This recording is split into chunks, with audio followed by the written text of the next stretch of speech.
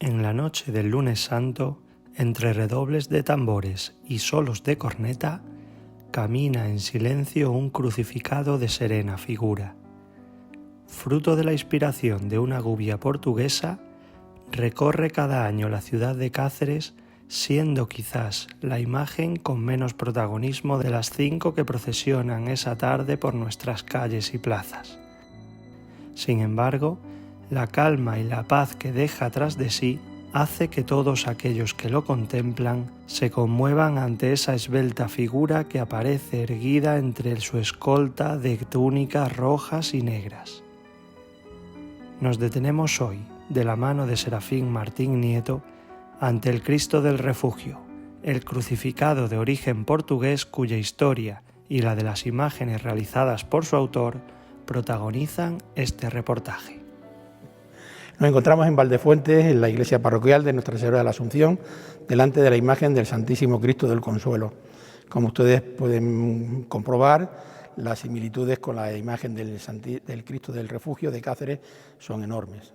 Por lo tanto, no se conserva la documentación de la época, pero indudablemente hay que atribuírsela a Antonio José Proenza, el portugués, por la sencilla razón de que más gemelo que del Cristo del Refugio no puede ser. Valdefuentes pertenecía a la Orden de Santiago y los Proenza trabajaron mucho también para las órdenes militares, no tanto para Santiago, sino para la Orden de Alcántara en La Serena, pero ambas todas dependían del juzgado protector de iglesias de las órdenes militares, del Consejo de las Órdenes Militares. Quizás sería ahí, en los archivos que se conserven del juzgado de protector de iglesias, de las órdenes militares, donde quizás podríamos encontrar algún día el contrato con Antonio José Proenza para esta imagen.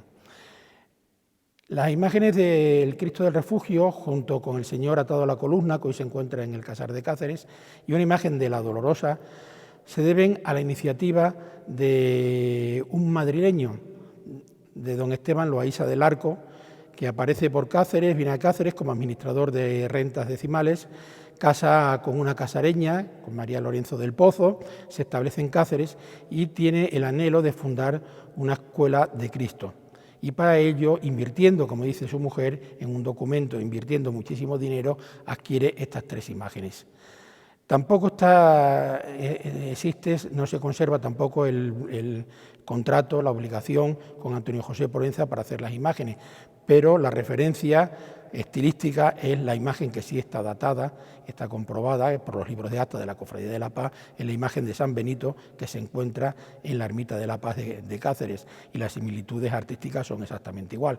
Es el mismo tipo de rostro, bastante alargado, muy macilentos, igual que la de San Benito, y ese resabio portugués que tienen todas sus imágenes, puesto que Antonio José Proenza era natural de Elvas, era arquitecto, escultor, pintor, y se casa en Elvas, y de Elvas pasa, que hay obra también documentada en la Catedral de Badajoz, en el claustro de la Catedral de Badajoz, y aparece sobre 1773, es el primer documento que he encontrado de ellos en Cáceres, que es el bautismo de uno de sus nietos.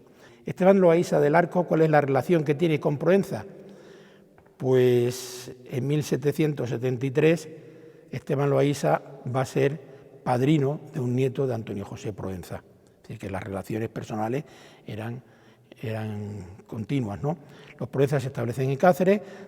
Esteban Loaiza goza de una posición bastante acomodada, hasta el punto de que en 1768 compra una casa a don Manuel de Obando Maraver en la Plazuela del Aire. Ese caserón, ese medio palacio, es lo que luego hemos conocido en Cáceres como la Cruz Roja, y actualmente el convento de las Hijas de la Caridad, entre el adarve en la Puerta del Socorro y la Puerta del Cristo en Cáceres. Allí se conserva ese caserón. Lo que sucede es que Loaiza muere en 1783 de manera repentina, y a partir de ahí viene el declive económico de la familia. La mujer viuda va a empezar a vender una serie de propiedades, y en 1799 se ve obligada y forzada a vender la casa familiar, la casa de la Plazuela del Aire. Entonces, en ese momento se traslada a una casa más pequeña, no tiene sitio para conservar estas 3 imágenes, Loaysa muere sin haber fundado la Escuela de Cristo y lo que hace es donársela al párroco de San Mateo, Gonzalo María Rincón, para que se la lleven, puesto que en ese momento necesitaba la parroquia de San Mateo un crucificado para la sacristía, es decir, donde hoy se encuentra el altar de ánimas y la imagen esta renacentista que saca la cofradía de la Veracruz el Jueves Santo, pues para esa hornacina quería justamente esa imagen.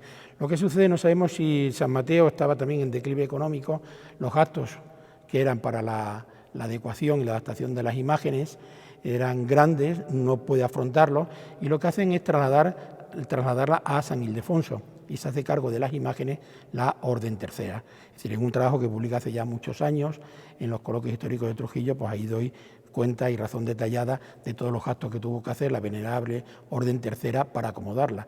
¿Qué sucede? Que cuando llega allí están, en 1800, el obispo mártir, don Juan Álvarez de Castro, le concede indulgencia a todas estas imágenes y tenía pues la cartela, de las que se conserva muy poco, porque hacemos tabla rasa de la historia y de la memoria, y entonces esa cartela estaba a los pies de estas imágenes con las indulgencias a todo aquel que rezare, pues el obispo le concedía ciertos días de indulgencia. Todas las imágenes, cuando San Ildefonso se vende, se trasladan a la ermita de las Candelas y allí van las tres imágenes. Me imagino que irían las tres juntas y no se separarían, puesto que la voluntad tanto de la donante era de que se mantuvieran unidas toda esta serie de imágenes. Y estuvieron un tiempo en la ermita de las Candelas y allí Publio Hurtado llegó a ver todavía la cartela de las indulgencias, la imagen del Cristo del Refugio y la Dolorosa, la Virgen del Mayor Dolor, se van a trasladar a San Francisco, a la iglesia conventual, cuando el hospital provincial se traslada desde el convento de Santo Domingo a San Francisco. Y allí estuvo durante muchísimo tiempo la imagen del Cristo del Refugio presidiendo el altar mayor. Se conservan todavía algunas imágenes de los años 50, hasta que en 1980 pues se acometen las obras de reforma para lo que es hoy el auditorio, y la imagen del Cristo del Refugio y de la Virgen del Mayor Dolor se conservan en la Capilla de los Torres. Allí estuvo hasta que la Cofradía de las Batallas rescató la imagen del Cristo del Refugio para la procesión del lunes Santo. La Dolorosa estuvo a punto casi de ser quemada por unos chiquillos, la rescató un salesiano, la pintaron, la embadurnaron con barniz y con tinte, y estuvo mucho tiempo en lo que era el sepulcro de los Figueroa, bajo el coro de San Francisco, al cuidado de la familia Pedrilla, y de allí ya la última vez que yo la vi hace ya muchos años estaba en el Palacio de Ulloa, donde está hoy la sede de la Escuela de Bellas Artes Eulogio Blasco, en el corazón de la ciudad monumental. Con diferencia con respecto al Cristo del Refugio, la imagen es articulada. Me imagino que la finalidad de las imágenes articuladas es participar en las ceremonias del descendimiento. Los descendimientos se prohíben en todo el obispado hacia finales del siglo XVIII con la reforma borbónica, puesto que en esos momentos, pues con Carlos III y con la Ilustración intentan, pues digamos, modernizar lo que eran las costumbres y las tradiciones, y hay una serie enorme de prohibiciones de lo que eran las antiguas costumbres, entre ellas en el obispado la del descendimiento. Se conservan en bastantes libros de visita de distintas parroquias la orden del decreto del obispo prohibiendo justamente esta ceremonia, que era muy común en todos los pueblos. El sitio del Calvario, donde había tres cruces, normalmente solía haber una ermita, y de ahí se llevaba la imagen crucificada en procesión y los sacerdotes comenzaban a desenclavarlo.